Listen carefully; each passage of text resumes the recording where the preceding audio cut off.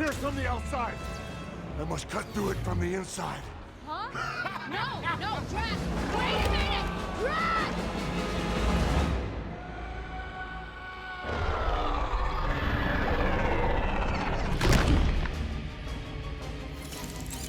What is he doing?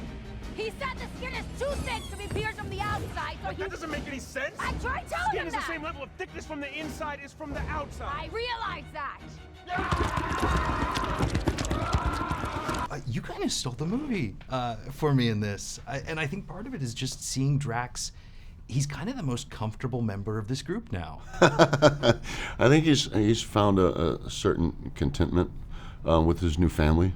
He's definitely happy. I think he's learning to live and love again. You know, I think there's just a certain a glimmer of happiness in Drax's eyes again. Does it feel different making it than the first one?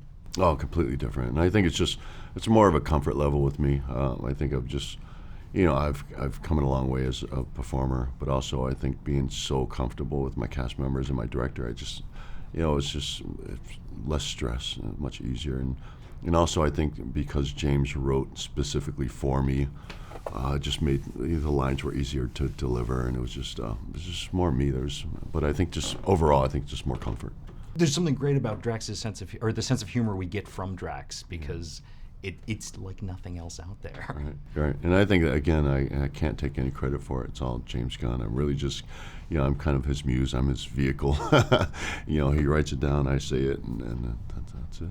When it came time to begin work on the sequel, were you given the full script, or were you teased details as it built up? No, I was given the full script, and I feel awful saying this, but because I was expecting them to go a different direction with Drax, I thought he was going to be more true to comic book Drax. I thought he was going to be more of a badass, more of the destroyer, and it went a completely different route. It was much more of a comedy role, so I was a little disappointed at first.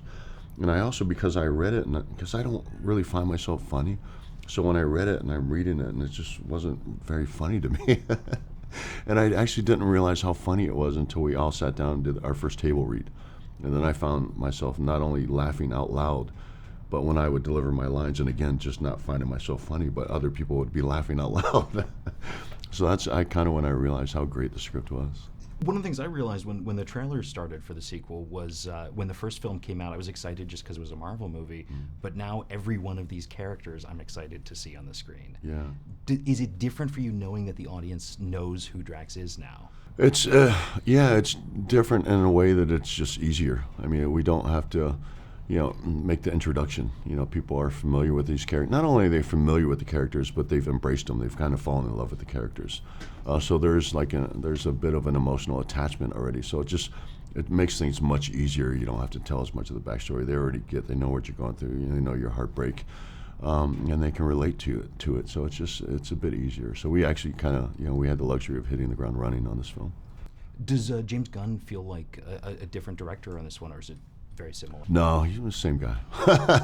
He's the same guy, and although the settings were different, obviously the first one we shot in London, this one's in Atlanta, the settings were different. It was very much, he just has a certain way of doing things, and it was the same thing. A lot of times a lot of improv on this one as well, and a lot of stuff that'll fly in James' sick, twisted head right at the last minute, and he'll just yell out. But it was kind of, I just felt comfortable. It was kind of the same. No. When you see the final cut, is it surprising to see what jokes ended up making it?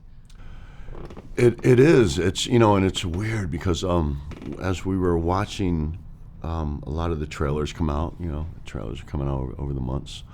A lot of the stuff that were coming out in the trailers, I thought was going to be in the film, and then I realized that a lot of the stuff they were just kind of outtakes. There were a bunch of outtakes that actually didn't make in the film, but then that makes you go back and really realize how much.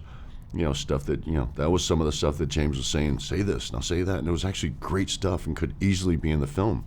But, actually seeing the final version and how brilliant it is, you realize how much stuff that, just didn't even make it, but there was just amazing, funny, hysterical stuff. Do you get any input into where you want to see Drax go? I have input in everything. I always have input. I mean, they've always given us, that liberty. But whether they take the input or not is no. I don't. Obviously, don't make any final decisions. But yeah, they always, and especially James, really encourages input for your character. Sometimes the thing you're searching for your whole life, it's right there by your side all along. You're right. All you do is yell at each other. You're not friends. No, we're family. Except maybe her.